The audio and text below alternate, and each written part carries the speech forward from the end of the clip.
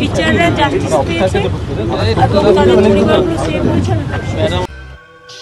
সত্যি কতটা ইনোসেন্ট আর কতটা মানবিক হলে একজন মুখ্যমন্ত্রী এতটা খুশি হয়ে এই কথাটা বলতে পারে যে আজকে তিনি অনেকটাই খুশি যে এই যে এতজন 32,000 জন প্রাথমিক শিক্ষক তাদের চাকরিগুলো বেঁচে গেল। তাহলে ভাবো যে আমাদের মুখ্যমন্ত্রী চুরি করার আরেকবার লাইসেন্স পেলেন, এরপরে তিনি ক্রমাগত চুরি করতেই থাকবেন, কারণ স্বয়ং কোর্ট যেখানটায় এটাকে খারিজ করে দিয়েছে তো সেখানটায় আর কারোর কোনো বলার নেই। কিন্তু এই কোর্ট যখন এসএসসি মামলাটাকে বাতিল করে দিয়েছিল, এসএসসির পুরো প্যানেলটাকেই খেয়ে নিয়েছিল, তখন কিন্তু এরা কোর্টের বিরোধিতা করেছিল। আজকে কিন্তু এরা কোর্টের সপক্ষে কথা বলছে। আসলে এরা হচ্ছে গিরগিটির জাত। তো আজকে এই গিরগিটিগুলোকে নিয়ে কথা হবে। তোমরা ভিডিওটা লাস্ট পর্যন্ত দেখতে থাকো। তো চলো আর বেশি না ওকে ফাট, আজকের ভিডিওটা শুরু করা যাক। তো হে বাঙালি, হ্যালো বাঙালি, নমস্কার বাঙালি, কেমন আছো তোমরা সবাই? আশা করি অনেক অনেক ভালো আছো। তো আজকের একটা নতুন ভিডিওতে তোমাদের সবাইকে অনেক অনেক স্বাগত। আরে হ্যাঁ ভাই হ্যাঁ, কথায় কথায় কোর্টে গিয়ে চাকরি খেয়ে নেওয়া এটা তো ঠিক নয়। আমাদের চাকরি দেওয়া দরকার, খেয়ে নেওয়া দরকার। টিচারের মতো বলবে, টিচারকে আমরা শ্রদ্ধা করি। আসলে আমাদের মুখ্যমন্ত্রী তিনি তো বিচার ব্যবস্থার উপরে ভরসা রাখবেন না, কারণ বিচার ব্যবস্থাই তাকে বাঁচিয়ে দিয়েছে। এবং এই যে 32,000 জনের চাকরি নিয়ে আজকে এত উল্লাস, এত আনন্দ হচ্ছে, গ্রামে গ্রামে গিয়ে যারা গ্রামে যান তারাই জানেন যে পশ্চিমবঙ্গে এই যে 32,000 জন যখন নিয়োগ হয়েছিল তখন তাদের কাছ থেকে কত টাকা নেওয়া হয়েছে, আর কতজন অশিক্ষিত শিক্ষক এই প্যানেলের মধ্যে আছেন যারা শুধুমাত্র বাপের টাকার জোরে চাকরিটা পেয়েছেন। মাদারের বাচ্চা। রায় একটা কথা বলা হয়েছে যে আগে যিনি রায় দিয়েছিলেন সেটা বিচার ব্যবস্থার প্রতি অবাঞ্ছিত হস্তক্ষেপ এবং যে তদন্ত করা হয়েছিল সেটা ঠিক হয়নি। সবচেয়ে খুশি যে আমার চাকরিরত ভাই বোনেরা তাদের চাকরিটাকে সুরক্ষিত করতে পেরেছে। আর এত কথা বলা হচ্ছে বিচারপতি অভিজিৎ গঙ্গোপাধ্যায়কে নিয়ে। তো একটা কথা এখানটায় বলতে চাই, কিছু কিছু মানুষ আছে যারা পশ্চিমবঙ্গের শিক্ষা ব্যবস্থাটাকে একটু উন্নত রূপে দেখতে চায়। পশ্চিমবঙ্গে এই যে যারা শিক্ষিত বা অশিক্ষিত শিক্ষক যারা এই 32,000-এর প্যানেলে আছে, কথা দিচ্ছি এদের মধ্যে একটারও কেউ, তাদের কোনো ছেলে বা মেয়ে এরা কোনোদিন সরকারি স্কুলে যাবে না, কারণ এদেরকে মাইনে দিচ্ছে রাজ্য সরকার। এদের কাছে এত টাকা আছে যে এরা প্রাইভেট এদের নিজেদের ছেলে মেয়েদেরকে পড়াবে, কখনো এদের নিজেদের স্কুলে পর্যন্ত নিয়ে যাবে না। মিলিয়ে নিও, কারণ এরা নিজেরাই জানে যে ওরা কতটা মূর্খ আর অশিক্ষিত। সত্যি কথা বলতে কি, মুখ্যমন্ত্রীর যে কুরুচিকর আজকের যে পরিচয় বা তার যে মানসিকতা সেটা কতটা নিম্নমানের সেগুলোর পরিচয় পাওয়া যাচ্ছে। এটা শুধুমাত্র একটা উল্লাস করার জায়গা নয়, এটা হচ্ছে একটা পশ্চিমবঙ্গের সাধারণ জনগণের যে ছোটো ছোটো বাচ্চারা আছে, যারা পশ্চিমবঙ্গের কচিকাচারা, যারা আগামী দিনের ভবিষ্যৎ, তাদের ভবিষ্যতের উপরে পা দিয়ে মারিয়ে চলে যাওয়া। এটা ছাড়া আর কিচ্ছু নয়। এটা শুধুমাত্র একটা চাকরি অভিজিৎ গঙ্গোপাধ্যায় সেটা বাতিল করেননি, তিনি পশ্চিমবঙ্গের যে ছাত্র যুবদেরকে বাঁচাতে চেয়েছিলেন। কিন্তু আমাদের মুখ্যমন্ত্রী তিনি প্রতিবারই একদম স্মার্টভাবে প্রত্যেকটা প্রমাণ লোপাট করেন এবং চেষ্টা করে যান কীভাবে দোষীকে আগলে রাখা যায়। সে ধর্ষণকারী হোক কি চোর হোক কি ডাকাত হোক, যেই হোক, পশ্চিমবঙ্গের মুখ্যমন্ত্রী কিন্তু পুরোটাই তার সমস্ত শক্তি লাগিয়ে দিয়ে তিনি তাদেরকে বাঁচানোর আপ্রাণ চেষ্টা করে যান। তো এই চেষ্টাতে এটাও সফল হয়েছে। Work of property central government আইন করেছে বিজেপি, আমরা করিনি।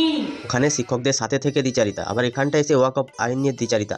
তো যদি সেন্ট্রাল গভর্নমেন্ট আইন করেছে, এতদিন পরে বুঝতে পেরেছো বা এতদিন পরে তোমার কাছে খবর এসেছে যে সেন্ট্রাল গভর্নমেন্টের আইন তোমরা কিছু করনি, তাহলে পশ্চিমবঙ্গে এই আইন চালু হতে দেবে না। তোমার দেহে যতদিন প্রাণ আছে তুমি নাকি এই ওয়াকফ বোর্ডকেই মানবে না, কোনো কিছুকেই তুমি মানবে না। তারপরে দেখলে লোকসভার ভোটটা পেরিয়ে গেল, তখন তুমি একদম সব সত্যি হয়ে গেছিলে। এখন আবার তুমি নাকি ওয়াকফ নিয়ে কথা বলছো। বলছি সব কিছু তো তুলে দিয়েছো ওয়াকফ বোর্ডের হাতে, যেটা কেন্দ্র সরকার তৈরি করে দিয়েছে। তাহলে পশ্চিমবঙ্গের মুখ্যমন্ত্রী তিনি এত চিল্লাচ্ছিলেন কেন? আসলে পশ্চিমবঙ্গের মুখ্যমন্ত্রী হচ্ছে দুমুখ সাপ। তিনি যে কোন মুখ দিয়ে কখন কাকে ছোবল মারেন সেটাই তো ধরতে পারা যাচ্ছে না। ওটাই সব থেকে বেশি গুলিয়ে যাচ্ছে, কারণ পশ্চিমবঙ্গের মুখ্যমন্ত্রী তিনি হচ্ছেন এক অন্য জাতির লোক। পরিষ্কার জেনে রাখুন, আমরা বিধানসভায় এর বিরুদ্ধে প্রস্তাব নিয়ে বারণ করেছি। আমরা সুপ্রিম কোর্টে কেস করেছি, রাজ্য সরকার কেসও চলছে।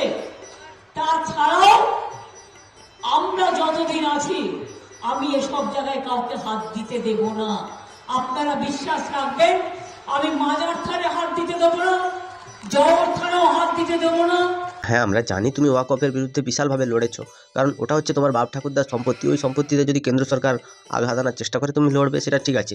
কিন্তু পিসি আমাকে একটা কথা বলো তো, সুপ্রিম কোর্টে কেসও করেছো সেটাও মেনে নিচ্ছি, বিধানসভায় লড়েছো সেটাও মেনে নিচ্ছি। যেদিন লোকসভাতে এই ওয়াকফ বিলটা আইনে পরিণত হয়েছিল সেদিন তোমাদের দলের সাংসদরা কেন উপস্থিত ছিল না সেটা কি পশ্চিমবঙ্গের মানুষ জানে না? সেটা জানাও, একবার বলো যে তোমার দলের কিছুজন নেতা মন্ত্রীরা ওখানে উপস্থিত ছিল না, তাই এটা আইনে পরিণত হয়ে গেল। এরা যদি উপস্থিত থাকতো তাহলে হয়তো হতো না। সেটাই তো তুমি মানুষকে বলছো না, সব সময় উল্টো পাল্টা বোঝানো মানুষকে। ওয়াকফ আইনটাকে নাকি তিনি মানবেন না, যেখানে সারা ভারতবর্ষ মেনে নিয়েছে, যেখানে সারা ভারতবর্ষ এই ওয়াকফ বোর্ডকে স্বাগত জানাচ্ছে, সেখানটা আমাদের মুখ্যমন্ত্রী মমতা ব্যানার্জি তিনি পশ্চিমবঙ্গের মানুষের করের টাকা, পশ্চিমবঙ্গের মানুষের পরিশ্রমের টাকা সেটা নিয়ে গিয়ে তিনি ওয়াকফ বোর্ডের বিরুদ্ধে সুপ্রিম কোর্টে লড়তে গেছেন। হিন্দু হোক, মুসলমান হোক, শিখ হোক, খ্রিস্টান হোক, ধর্মীয় স্থানেও হাত দিতে দেব না। অথচ লুকিয়ে লুকিয়ে 84,000 ওয়াকফ সম্পত্তি, তার খতিয়ান এবং তার যত কাগজপত্র ছিল সেগুলো কেন্দ্রের হাতে তুলে দিতে বাধ্য হয়েছে মুখ্যমন্ত্রী মমতা ব্যানার্জি। সবার সামনে বুক ফুলিয়ে বলে আমি মাথা নত করবো না, কিন্তু যখনই মিটিংটা শেষ হবে তারপরে গিয়ে সেটিক সারেন্ডার করে দেবে যে বাবু আজকে আমি এই ভুল কথাগুলো বলেছি, আমার আর কোনোদিন হবে না, এবারের মতো ছেড়ে দিন। এটাই হচ্ছে মুখ্যমন্ত্রীর পলিটিক্স, মানে শাকেরও খাবে আবার আটিরও খাবে। মানতে হবে মুখ্যমন্ত্রী মমতা ব্যানার্জি তিনি এমন ধাতুতে তৈরি, যিনি সিপিএমের মতো একটা শক্ত ঘাঁটিকে হিরিয়ে দিয়েছেন, মানে তার ধাতুর দোষ প্রচুর পরিমাণে আছে, সেই ধাতুটা এবারে জং ধরেছে।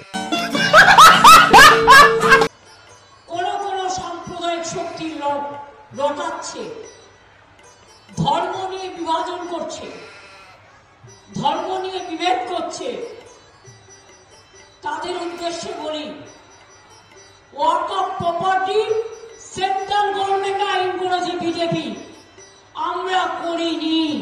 হিন্দু হোক, মুসলমান হোক, শিখ হোক, খ্রিস্টান হোক, ধর্মীয় স্থানেও হাত দিতে দেব না। বলছি ধর্মীয় স্থানে হাত দিতে দেবে না, সেটা তো খুব ভালো কথা, কিন্তু একটা জিনিস তোমাকে বুঝতে হবে পিসি, এই যে তোমাদের যে হুমায়ুন কবির, সে একটু বেশি বাড়াবাড়ি করছে না?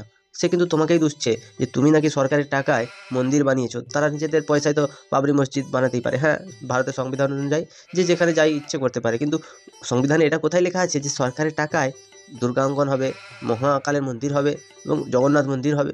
এই মন্দিরগুলো হবার যে তোমাকে কে পারমিশন দিয়েছে যে জনগণের টাকা নিয়ে নয়ছয় করতে? এই যে ভোটের সময় মানুষের পেছনে একটা টাকা না খরচা করে, সেই সরকারের টাকা সেই মানুষের টাকাই মানুষের পেছনে খরচা করছে। প্রতি বছর ভোট এলে 500 টাকার জায়গায় 1000 টাকা করে দেওয়া, এইরকম করে পশ্চিমবঙ্গের মুখ্যমন্ত্রী ভোট নিচ্ছে। ইনি দেখবে আবার ভোট আসুক তখন আবার লক্ষ্মীর ভাণ্ডারের পয়সা বাড়বে।